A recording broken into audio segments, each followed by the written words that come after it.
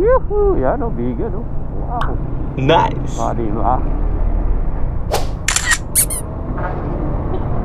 Samahan nyo ako mga idol. At eto, dinala natin ang bagong FKM Slick 400 from San Simon, Pampanga.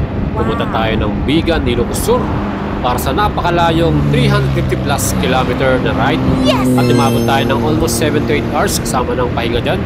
So subukan natin ang performance at reliability ng bagong FKM Slick 400 Maxi Style scooter na to. Expressway legal at siguradong perfecto sa mga long rides natin. Ito ang ating naging experience para sa kanya. So ginawa natin tong rides na to dahil na rin sa maraming requests at kagustuhan na rin ng mga subscriber at follower natin na ito nga po ay magkaroon ng reliability at performance actual unit ride. Ayan mga idol, kita naman po ninyo, dinayo pa natin, napakalayo, Pampanga to Ilocos Sur, no? Ang ganda nitong lugar na to, itong Bigan, na talagang perfect sa mga couples or sa mga tropa dyan na mahilig sa mga long rides. At kung gusto nyo ng reliable bike or scooter, etong bagay sa inyo. Talagang relax na relax, komportable at convenient na rin. Siyempre, maporma pa. Ayan mga idol, yung ating mga color choices. Meron tayong white, gray, and red color. So kung kayo po ay nagbabalak maglabas ngayong year 2025 ng bagong motor at siyempre gusto nyo makapasok sa expressway sa atin sa Pilipinas gaya sa NLEX, SLEX or XXX, ang bagong FKM motorcycle na Maxi Style Scooter Slick 400 ay available at mabibili nyo na yan. Siyempre ang kanyang presyo napaka-affordable at budget friendly, ano? Yan po ang pinakamura, pinaka-cheapest price in this category. At ang presyo nga niyan ay 288,000 pesos. 400cc ang kanyang pinaka-engine type, no? At talagang wala kang magiging problema sa pagpasok sa mga expressway na meron tayo dito sa Pilipinas. Mga idols, hindi lang po ako mag-isang pumunta rito, kundi kasama rin natin ang iba pang mga media or vlogger ng FKM Motorcycle Philippines. So again, shoutout muna sa kanilang napakabait na boss, si Boss Pude, at syempre sa marketing kay Sir Jello at kay Ma'am Dairin, at syempre sa sales kay Sir Marlon. And para naman sa mga subscriber natin, yung mga naunang naglabas ito, no? Actually marami-rami silang naglabas ng bagong Slick 400. Kamusta naman ang inyong rides sa inyong mga unit? At syempre personally ako talagang wala tayong masabing kakaiba dito. Talagang panalo. Yun lang masasabi ko. Solid na solid ang bagong Maxi Style scooter na to. At para sa akin, sa presyo na yan ay talagang sulit na ang kanyang mga specs and features, ano. At kung kayo po ay may balak maglabas nito, again, mag-send message lang kayo sa ating Facebook page, Boyet Salabaria, and we will assist and help you. So that's it mga idol. Meron na tayong ready na yung mga bikes natin. Slick 400, Falcon X400. Ayan. So, dalawang Falcon X400 and 6 na Slick 400. Ayan mga idol. Ito naman yung napakastig ng ilaw, diba? So, yan mga idol, oh. O, diba? So, ready na kami. Take off na kami. And thank you very much FKM Motorcycle Philippines at siyempre SEC Motor Supply para sa ating napakagandang helmet na gagamitin today. Right. Ito po ang ating service. Astig, ano? At syempre from SEC Motor Supply, ayan yung ating helmet, color white, partner na partner sa ating gagamiting Slick 400 mga idol. Ayan, ready na tayo. Let's go. So yan guys, pasok na kami ng NLEX. So nandito kami sa San Simon exit. Ayan, kuha kami ng ticket natin kasi siyempre tayo po ay wala pang RFID. So yan guys, so kuha tayo RFID para mabilis, pero wala pa tayong RFID kaya ito magbabayad muna kami ng cash.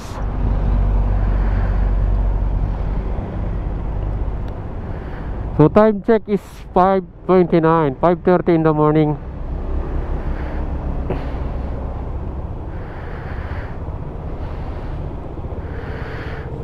Yan, kuha tayo ng papel.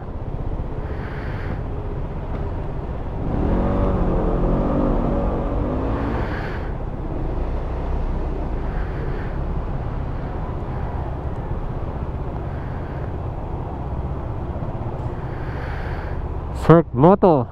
Ayan. Muna siya ng kanyang ticket. Tayo naman mga idol.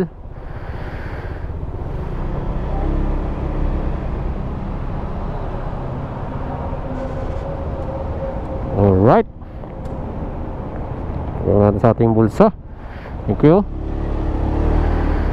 So that's it guys. Nakita naman nyo, puro truck na yung bumibiyahe, no?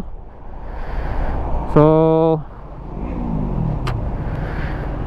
malamang to mga idol, tayo po yung mapapalaban. San Simon exit tayo mga idol, ayan.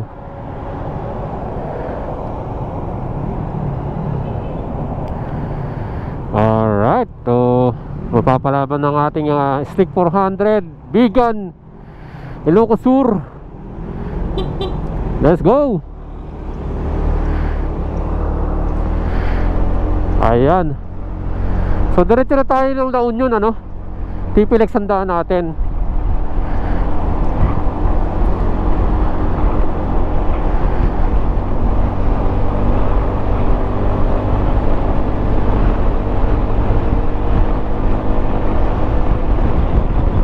Alright.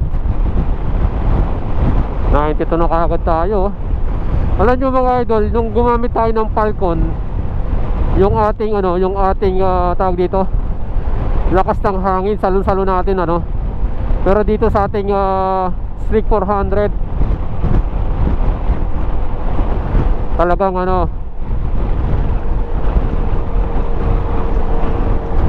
ayan. So 80 lang yung takbo natin, hanggang 100 lang tayo dito. Ayan. So convoy lang tayo mga idol, para saktong-sakto lang yung takbuhan natin, ano.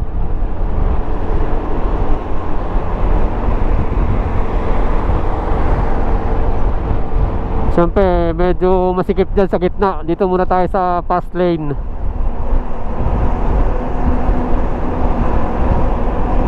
Ayan mga idol, 5:30 in the morning. So check natin ang anong oras tayo darating sa Ilocos.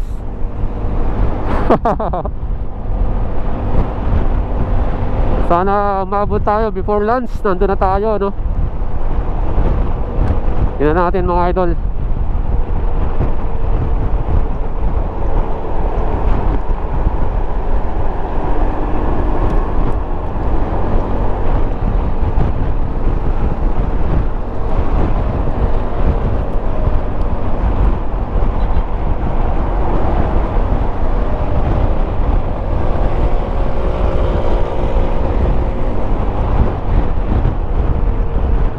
Ito namang ating dalandala ay talagang napakaganda, komportable. Ayan. Nice! At sa mga idol po natin na gustong maglabas ng bagong FKM Slick 400, siyempre maganda, alam nyo rin ang specs and features nito. Again, ang kanyang engine type ay may total na 400cc displacement. All LED ang ilaw nito. At naka-projector lamp pa. Kita nyo yung pinaka-front headlight niyan. Sobrang linaw niyan with flashing light. And siyempre, meron din siyang hazard light for emergency purpose natin. Mga idols, ang bagong Stick 400, yan po ay may total weight na 200 kilograms. At yan naman po ay meron ding fuel capacity na 13.5 liters. At ang kanya naman pong fuel consumption, average lang, depende na rin sa driving habit natin, 25 to 27 km per liter. Ang kanyang front suspension ay naka-telescopic forks at front brake, yan naman po ay naka-disc brake with ABS. Sa likod naman, dual shock absorber at naka-disc brake din sa likod with ABS din.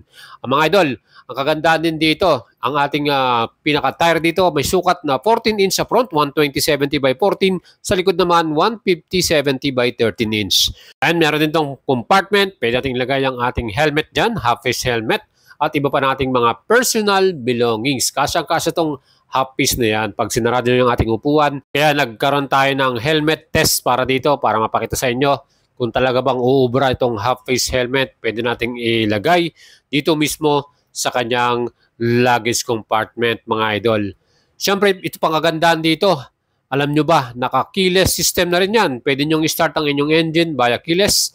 Ayan, napaka-komportable yan. At yung ating fuel cap ay nandyan sa gitna with total capacity nga na 13.5 liters at gas consumption 25 to 27 km per liter. Ayan mga idol, ano.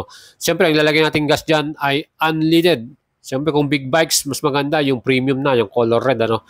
At mga idol, isa pa rin sa nagustuhan ko rito dahil ang kanyang power to weight ratio, talagang pagdating sa expressway, ayan, talagang hindi ka magbawabol dyan. Talagang napakaganda ng handling niya, no. Yung ating pinaka-charging dito, meron na rin tayo sa bandang harap. Ayan. Meron tayong USB ready na charging socket para sa ating smartphone. So kung gusto nyo magkaroon ng charger sa inyong phone, yan, pwede mo nang ilagay dito sa inyong mga bulsa. No? Meron tayo diyang compartment, small compartment.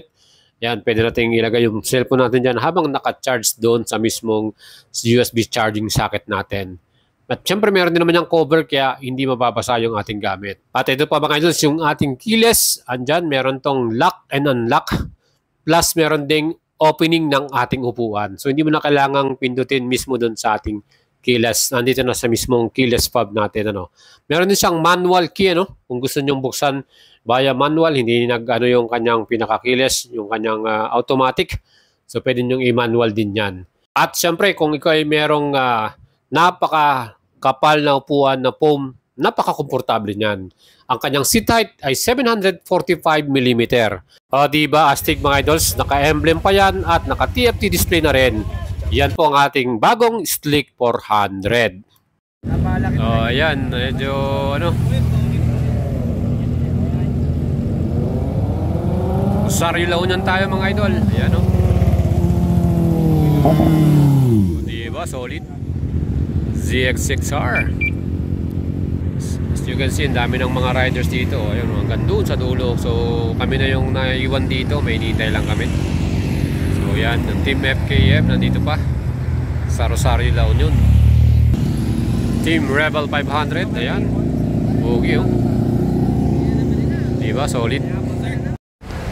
So, yun. Mga idol, nandito na kami sa Ilocos Sur. Makarating na rin kami. Ayan. So, konti-konti na lang mga idol.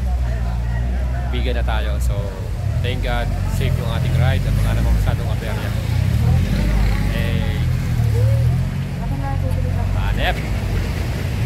At mga idol, share ko lang sa inyo sa mga naging acceleration natin sa unit na to, no? Kasi ang top speed dito, halos sinubukan natin yung sa mga long stretch na highway.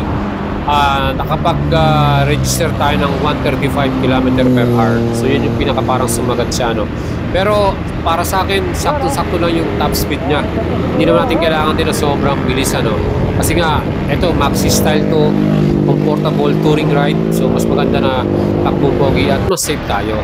Equip na mga pala tayo ng dual channel ABS. So meron tayong anti-lock braking system. Harap at likod dito sa bagong Slick 400 na yan. Kita naman po ninyo yung ating brother si Zerg Moto, no? Yan po may height na 5'2", 5'3", 5'4", ganyan. Nasa ganyang mababa lang height niya. Pero komportable siya at pasok na pasok sa kanya tong Slick 400. So sa mga idols po natin na naghahanap ng maxi style scooter, affordable price at hindi ganun kahirap i-ride dahil mababa lang upuan, perfect sa inyo to.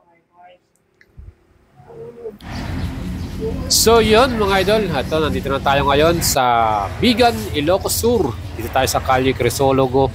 At ito, nagkaroon tayo ng konting photo ops, no? And thank God, syempre naging maayos, safe at walang naging aberya ang ating naging rides dito sa Ilocos Sur. So 360 km yung ating tinakbo from Pampanga to Ilocos, Bigan, no? At lahat naman po tayo ay nag-enjoy at syempre nasubukan natin ang performance ng Slick 400. And overall, talagang highly recommended tong scooter na to. Again, mga minor issue na naharap natin dito. Yung sa ano lang natin, siguro syempre normal na sa dahil medyo mahaba yung tinakbo natin. ayun yung tire natin minsan parang lumambot, no? So nagpahangin lang tayo. And syempre dahil ang kanyang fuel capacity ay 13.5 liters, alam niyo naman sa probinsya hindi ganoon kadami ang mga gasoline station, ano?